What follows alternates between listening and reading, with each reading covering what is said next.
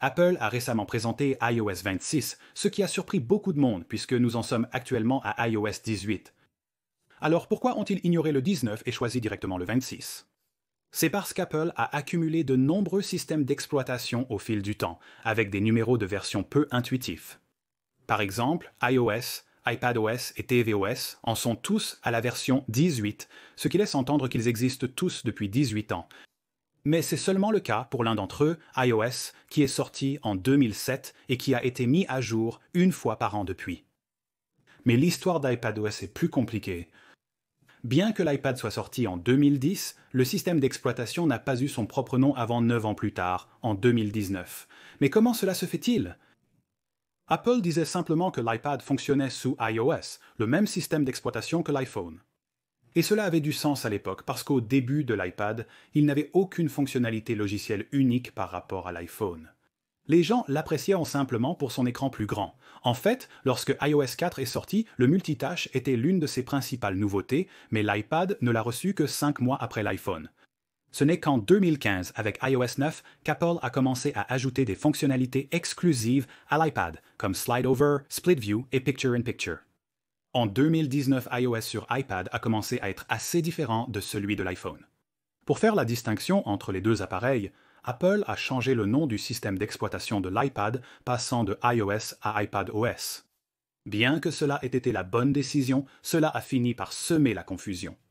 Parce que Apple n'a pas appelé la première version iPadOS 1, ils l'ont appelé iPadOS 1.3. D'un côté, cela avait du sens puisque cela correspondait au numéro de version d'iOS. Mais d'un autre côté, c'était trompeur. Traditionnellement, le but des numéros de version d'Apple est d'indiquer combien de fois quelque chose a été mis à jour. iOS 13 était sa 13e mise à jour, Safari 9, sa 9e iTunes, 12, sa 12e, etc.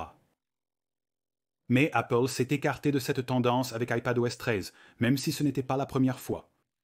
macOS a également une histoire de sortie compliquée. Aujourd'hui, nous en sommes à macOS 15, mais pendant l'ère moderne d'Apple, il a en fait été mis à jour 21 fois. Et techniquement, les 16 premières versions s'appelaient toutes macOS X, puisque Apple utilisait des points décimaux pour représenter chaque sortie. Comme macOS X.1 puis X.2 au lieu de macOS 11 et 12. Puis les choses sont devenues encore plus confuses lorsque le nom de code de leur mise à jour de 2002 a fuité. Chez Apple, chaque projet en cours a un nom de code interne. Par exemple, l'iPhone s'appelait Purple, l'iPad s'appelait K48 et l'Apple Watch s'appelait Gizmo. Ces noms sont utilisés pour empêcher les employés de divulguer des informations sur les nouveaux produits. Les noms de code qu'Apple utilisait pour macOS X venaient de grands félins. La version 10.0 s'appelait Guépard et la version 10.1 s'appelait Puma. Ces deux noms de code ont été gardés secrets, mais avec macOS 10.2, son nom de code Jaguar a fuité et il a été publié partout sur les forums Internet et les sites de rumeurs. Apple a eu la chance que les gens apprécient ce nom et leur équipe marketing a proposé de l'utiliser pour promouvoir le système d'exploitation. Apple a même utilisé la technologie de rendu 3D de Pixar pour créer un graphisme réaliste d'un X recouvert de fourrure. Pour la première fois, Apple a attribué à macOS un numéro de version 10.2 ainsi qu'un nom Jaguar. Cela a continué jusqu'à Lion et Mountain Lion. Comme vous pouvez l'imaginer, il commençait à manquer de noms de félins.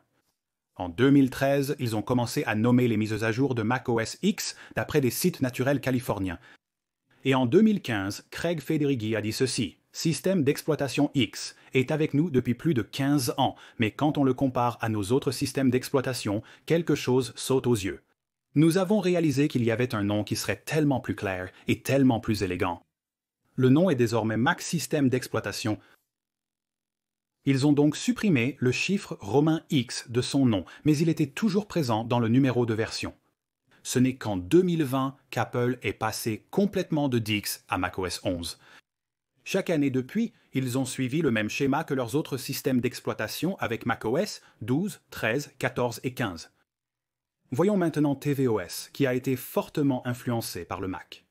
Son interface initiale était en réalité une version améliorée de Front Row, une application multimédia pour Mac. Le système d'exploitation d'Apple Télévision n'avait pas de nom et était généralement mis à jour avec la sortie d'un nouveau modèle. Ce n'est qu'en 2015 que le système d'exploitation a officiellement été appelé tvOS, et ils lui ont donné le numéro 9 pour correspondre à la version correspondante d'iOS. En 2020, Apple avait grandement optimisé sa gamme de systèmes d'exploitation. L'iPad est passé d'iOS à iPadOS. Le Mac est passé de la même version de système d'exploitation X pendant 16 ans à un nouveau numéro chaque année, et TV Système d'exploitation est devenu un système d'exploitation distinct. Cela a abouti à la gamme que nous avons aujourd'hui, avec iOS, iPadOS, macOS, watchOS, tvOS et visionOS. Les noms sont épurés, intuitifs et clairs.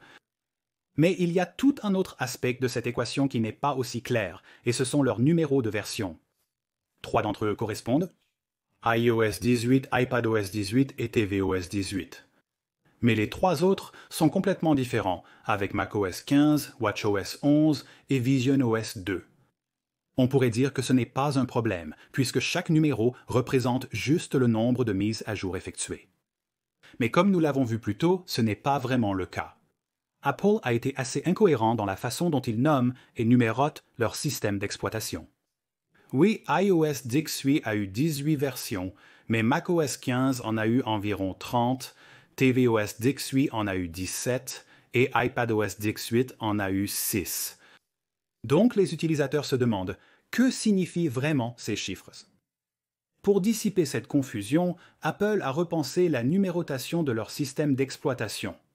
Vous pourriez croire que chaque numéro reflèterait simplement le nombre de versions publiées de ce système d'exploitation. Mais en réalité, c'est assez compliqué. Prenons macOS par exemple. Techniquement, la première version est sortie en 1984, même si ce n'était pas son nom à l'époque. À l'époque, cela s'appelait Macintosh Systems Software. Inclurais-tu toutes ces premières versions dans le nombre total de mises à jour de macOS aujourd'hui? Et qu'en est-il d'iPadOS? Techniquement, il a fonctionné sous iOS pendant ses 9 premières années. Compterais-tu quand même ces versions? La question clé est: Apple a-t-il besoin de faire la pub de l'historique des versions d'un système d'exploitation? Je veux dire, le Mac est resté 16 ans avec le même numéro, système d'exploitation X, et ils n'utilisaient même pas de numéro pour différencier les versions. Ils utilisaient des noms de félins. Donc, ce qui aurait le plus de sens, ce serait de s'éloigner de l'historique des versions et de se concentrer plutôt sur quelque chose qui fait 3 choses. Premièrement, unifier leurs 6 systèmes d'exploitation, parce qu'il n'est pas vraiment logique que Vision Système d'exploitation 2 soit sorti la même année que Système d'exploitation 18. Deuxièmement, il devrait être facile de comprendre quelle version est sortie à quel moment. J'ai entendu d'innombrables fois des gens demander sur quelle version d'iOS nous sommes, car les numéros sont omniprésents.